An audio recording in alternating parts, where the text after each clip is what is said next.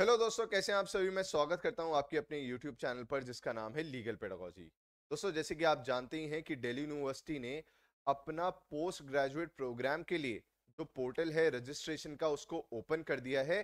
तो जो LLB aspirants है उनको एक दिक्कत आ रही है कि जैसे कि लॉ फैकल्टी में 3 सेंटर्स हैं, CLC campus law centre 1, law centre 2 जिसको एलसी 2 कहते हैं। तो ये 3 सेंटर्स हैं, वो प्रेफरेंस उन्हें फिल करनी है कि सबसे पहले वो प्रेफरेंस किसको दे रहे हैं, फिर दूसरे पे किसको दे रहे हैं, थर्ड पे किसको दे रहे हैं, और उस हिसाब से उन्हें सीट्स फिर एलोकेट की जाएंगी। मैं आपको बताने वाला हूं कि तीनों में ही क्या डिफरेंस है, क्या फर्क है फैकल्टीज में, टाइमिंग्स में। तो ये सारी ही बातें हम डिस्कस करेंगे इस पर्टिकुलर वीडियो में, जिससे कि आप अपने हिसाब से फिर उन सेंटर्स को प्रेफरेंस दे पाए। तो सबसे पहले तो मैं आपको एक बात बहुत अच्छे से क्लियर करना चाहूंगा, चाहे आप सीएलसी से पढ़ें, एलसी 1 से पढ़ें, एलसी 2 से पढ़ें, कोई सिग्निफिकेंट डिफरेंस नहीं आता है। आपको जो डिग्री मिलती है वो दिल्ली यूनिवर्सिटी की मिलती है, लॉ फैकल्टी की मिलती है, ना कि कैंपस लॉ सेंटर एलसी 1 या एलसी 2 की मिलती है। अगर हम बात करें कि ये तीनों ही सेंटर्स कहाँ पर मौजूद हैं, तो ये नॉर्थ कैंपस का जो रीजन है दिल्ली यूनिवर्सिटी का, वहां पर मौजूद हैं, आर्ट्स फैकल्टी के पास मौजूद हैं। अलग से मतलब सीएलसी की जो बिल्डिंग है, आप मानिए अगर ये सीएलसी की बिल्डिंग है तो इससे थोड़ी सी ही दूरी पे जाके मुझे लगता है 500 मीटर की दूरी पे ही जाके एलसी 1 और एलसी 2 की बिल्डिंग है। ठीक है, तो ये एक ही जगह पर एक तरीके से मौजूद है, बस बिल्डिंग अलग अलग है। सीएलसी से 500 मीटर की दूरी पर ही एलसी 1 और एलसी 2 की बिल्डिंग है। सीएलसी की जो बिल्डिंग है वो काफी पुरानी है क्योंकि काफी पुराना संस्थान है। एलसी 1 एलसी 2 जो है उनकी नई बिल्डिंग्स है, नया इंफ्रास्ट्रक्चर है। तो ये बात आपको मैंने क्लियर कर दी है। उसके बाद बात आती है कि क्या कोई फैकल्टीज में डिफरेंस होता है, कि सीएलसी में अच्छी फैकल्टीज होंगी, एलसी 1 एलसी 2 में नहीं होंगी। तो बिल्कुल भी ऐसा नहीं है। फैकल्टीज लगभग तीनों ही सेंटर्स में सेम रहती हैं।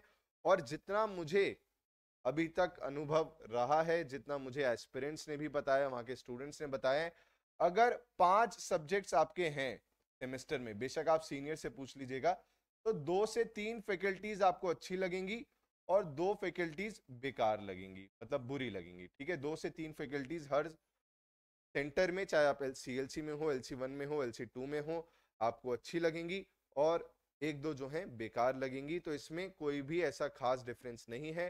फैकल्टीज तीनों ही सेंटर्स में लगभग सेम रहती हैं, क्वालिटी सेम रहती है पढ़ाई की।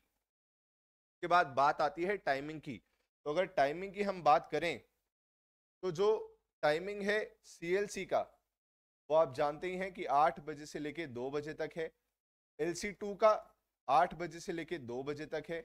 एलसी 1 का 2 बजे से लेके 7 बजे तक है। लगभग ये टाइमिंग्स रहते हैं तीनों ही सेंटर्स के। तो टाइमिंग अगर आपके लिए एक कंस्ट्रेंट है, एक डिसाइडिंग फैक्टर है, तो मैं आपको बता देता हूं कि उस हिसाब से आप चीजें सेलेक्ट कर सकते हैं। सीएलसी की 8 से 2 क्योंकि वहां पे क्लियर नजर नहीं आ रहा था, एलसी 2 की 8 से 2, एलसी 1 का 2 से 7। तो आप अपने हिसाब से चुनाव कर सकते हैं कि आपको क्या ज्यादा सूट करता है, और उसके हिसाब से फिर आप आगे चल सकते हैं।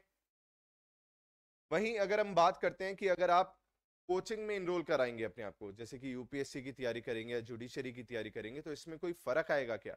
मैं एक बात क्लियर कर देता हूं, कोई भी फर्क नहीं आता है, क्योंकि यूपीएससी के या जुडिशरी के जो बैचेस चलते हैं वो सुबह में भी चलते हैं और शाम में भी चलते हैं, और फैकल्टीज का कोई खास फर्क नहीं होता है।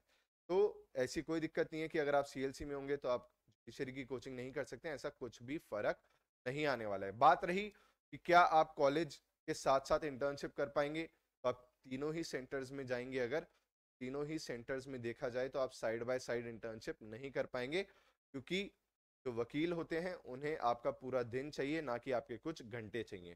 तो ये बातें आप सभी को मैंने क्लियर कर दी हैं, कोई खास तीनों में डिफरेंस नहीं है। अगर आपका बहुत बेहतरीन स्कोर है तो आपको सीएलसी मिलेगा, आप सीएलसी चूज कर लीजिए। अगर उससे थोड़ा कम स्कोर है तो एलसी 2 एलसी 1 कुछ भी मिल सकता है। तो इतना कोई भी खास डिफरेंस नहीं पड़ेगा। इसके अलावा अगर आपके मन में कोई डाउट्स हो तो आप मुझे कमेंट सेक्शन में बता सकते हैं। वीडियो पसंद आई हो तो वीडियो को लाइक करें। अगली वीडियो मेरी रहेगी कि कैसे आपको CSAS पोर्टल पे जाके रजिस्टर करना है, स्टेप बाय स्टेप प्रोसेस में उस वीडियो में आपको बताऊंगा। Thank you so much. Her her Mahadev.